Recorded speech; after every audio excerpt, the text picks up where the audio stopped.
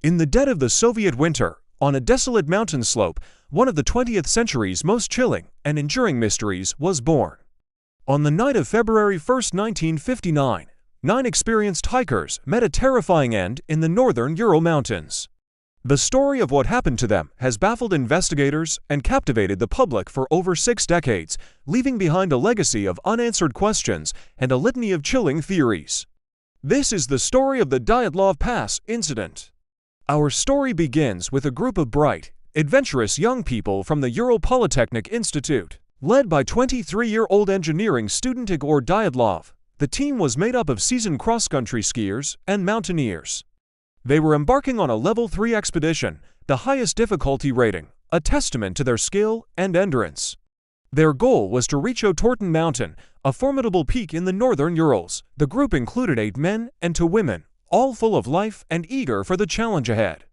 A 10th member, Yuri Yudin, was forced to turn back early in the expedition due to severe joint pain. It was a decision that would haunt him for the rest of his life, but it ultimately saved him from the horrifying fate that awaited his friends. The plan was simple. After completing their trek, Dyatlov was supposed to send a telegram to their sports club by February 12th. When the 12th came and went with no word, no one was immediately concerned. Delays were common on such difficult expeditions. But as days turned into a week, and then another, a sense of unease began to grow.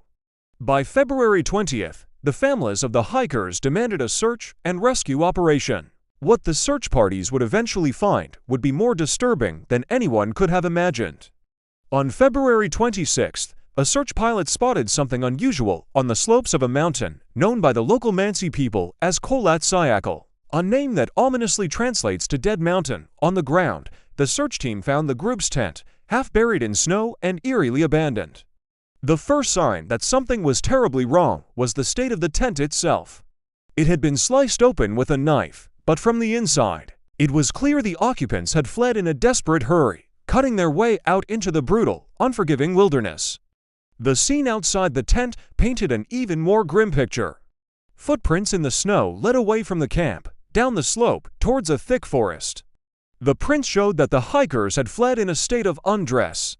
Some were barefoot, others wore only socks, and a few were in just their underwear. Why would 9 experienced mountaineers abandon the safety of their tent and run into temperatures plummeting to -30 degrees Celsius without proper clothing or boots? This was the first of many baffling questions. About a mile away from the camp, under a large, ancient cedar tree, the searchers found the first 2 bodies, Yuri Krivonashenko and Yuri Doroshenko. They were stripped down to their underwear. Nearby were the remains of a small fire. The branches of the cedar tree above them were broken up to a height of 5 meters, suggesting someone had desperately tried to climb it, perhaps to get a better view or to escape something on the ground. The search continued. Between the cedar tree and the abandoned tent, 3 more bodies were discovered, including that of the group's leader, Igor Dyatlov. The positions of their bodies suggested they were trying to make their way back to the camp, a final, futile attempt to reach safety. These first 5 hikers had all officially died of hypothermia. While tragic, it wasn't entirely unexplainable. But the true horror of the Dyatlov Pass incident was yet to be revealed. It wasn't until 2 months later, in early May, after the thick winter snow began to melt, that the remaining 4 hikers were found. Their bodies were discovered in a ravine, buried under more than 10 feet of snow, about 75 meters from the cedar tree. And it was these 4 that presented the most gruesome and inexplicable part of the puzzle. Unlike the first 5, these hikers hadn't simply frozen to death. They had suffered catastrophic internal injuries. Nikolai Thibeaux-Brignoles had a fractured skull. Alexander Zolotaryov and Lyudmila Dubinina had multiple, major chest fractures, with their ribs crushed. A medical examiner later stated that the force required to inflict such damage was equivalent to being hit by a car at high speed. And yet, bizarrely, their bodies showed almost no external signs of trauma. There were no soft tissue wounds, no bruises consistent with a struggle or a fall. It was as if they had been crushed by an immense, invisible force. And then, there was the most disturbing discovery of all. Lyudmila Dubinina was found missing her tongue, her eyes, and part of the tissue around her mouth. Semyon Zolotaryov was also missing his eyeballs. Some of the hikers' clothing was found to contain significant levels of radiation. What could possibly explain these horrific injuries and strange anomalies? The official Soviet investigation was swift and perplexing. In late May 1959, the case was closed. The final report concluded that the hikers had died as a result of a compelling natural force. This vague and unsatisfying explanation did nothing to quell the growing tide of speculation. To add to the mystery, the authorities sealed the case files and declared the entire area off-limits to tourists and explorers for the next 3 years. In the vacuum of official information, theories began to multiply, ranging from the scientific to the truly outlandish. One of the most popular and logical explanations was an avalanche. The theory goes that a slab avalanche struck the tent in the middle of the night. The weight of the snow would have caused some of the initial injuries and forced the terrified hikers to cut their way out and flee. Disoriented and injured in the dark, they succumbed to the elements. For decades, this theory was debated. The slope where the tent was pitched wasn't particularly steep, making a natural avalanche seem unlikely. This led to other natural explanations. Could it have been infrasound? This is a phenomenon where low-frequency sound waves, generated by specific wind patterns over the mountain's topography, can induce feelings of intense panic, nausea, and dread in humans. Did this voice of the mountain drive the hikers mad, causing them to flee their tent in a state of irrational terror? Then there are the more sinister theories involving human intervention. The area was known to be used for secret military tests during the Cold War. Could the hikers have stumbled upon a secret weapons test? Some have suggested they were blinded by the flash of a parachute mine or a rocket, and then silenced by security forces.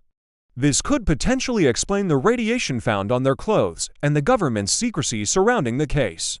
Of course, no enduring mystery is complete without its paranormal or cryptozoological theories. Reports from other hiking groups in the area around the same time mentioned strange orange spheres or lights in the night sky, leading to speculation about UFO involvement. Was the group attacked by an extraterrestrial entity? Others point to the local folklore of the Mansi people, which speaks of a Siberian snowman or yeti. Could the hikers have been attacked by a territorial creature, causing the massive internal injuries? The Mansi people themselves were initially suspects, but the investigation quickly ruled them out. There were no signs of a struggle with other people, and the Mansi were known to be peaceful. For decades, the mystery remained frozen in time, just like the 9 victims. But in 2019, at the request of the victims' families, Russian authorities decided to reopen the case. Using modern technology and forensic analysis, they re-examined the evidence. In July 2020, they announced their official conclusion. They determined that a small, delayed slab avalanche was indeed the most likely culprit. Their model proposed that the hikers had cut into the snowpack to shelter their tent from the wind. Hours later, as more snow accumulated and katabatic winds strong, cold winds that flow down a slope put pressure on the snow slab above them, it gave way. The avalanche wouldn't have been massive, but it would have been enough to partially bury the tent and cause panic and serious, non-fatal injuries. The weight of the snow would explain the chest and skull fractures seen on the 4 found in the ravine, who were likely in the direct path of the snow slab. This forced the group to make the split-second, catastrophic decision to cut their way out and retreat to what they thought was a safe distance, intending to return for their gear later. But in the disorienting darkness and blizzard conditions, they became separated. Hypothermia set in quickly. This revised avalanche theory provides answers to many questions. It explains the tent being cut from the inside and the hikers' lack of clothing. It accounts for the traumatic injuries without external wounds. As for the missing tongue and eyes, investigators suggest this was the result of natural decomposition and scavenging by small animals as the bodies lay in a watery ravine for several months. The radiation was explained away as trace amounts from the institute where they studied. But even with this official conclusion, many people remain unconvinced. Doubts persist. Why did the initial Soviet investigators, who were on the scene, dismiss the avalanche theory so quickly? Why were the case files classified for so long? If it was a small avalanche, why were the footprints so clear and orderly leading away from the tent? And what about those strange orange lights seen in the sky? The Dyatlov Pass Incident is a perfect storm of mystery. It has all the elements of a classic thriller, a remote and hostile setting, a group of brave young adventurers, a terrifying and inexplicable event, and a government cover-up. Perhaps we will never know with 100% certainty what happened on Dead Mountain. The final moments of Igor Dyatlov and his friends are lost to the Siberian winds. Their story serves as a chilling reminder that even in our modern world, there are still places where nature holds the ultimate power, and some questions are destined to remain unanswered, buried forever under the snow. Thank you for watching. If you found this story as fascinating as we do, be sure to like this video and subscribe to our channel for more deep dives into history's greatest mysteries. Let us know in the comments what you think happened at Dyatlov Pass.